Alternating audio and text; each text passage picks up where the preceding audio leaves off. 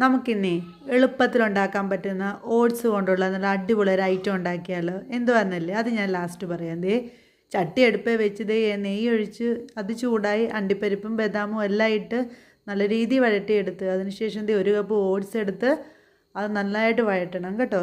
നന്നായിട്ട് വഴറ്റി നല്ലൊരു ചെറിയ ബ്രൗൺ കളർ ആകുമ്പോഴത്തേനും അതിനകത്തോട്ട് ഒരു കപ്പ് പഞ്ചസാര ഇട്ട് കൊടുക്കുക. അതും നന്നായിട്ട് ഇളക്കുക. അതിനോടൊപ്പം തന്നെ ഒരു 5-6 ഏലയ്ക്ക അതും കൂടി ഇട്ട് കൊടുക്കുക, ഇളക്കുക.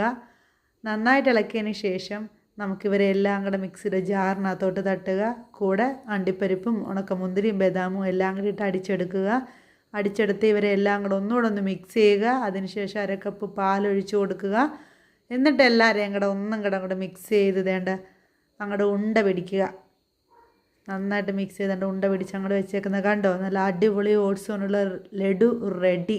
എല്ലാവരും അപ്പോൾ ഇന്ന് ട്രൈ ചെയ്ത് നോക്കണേ.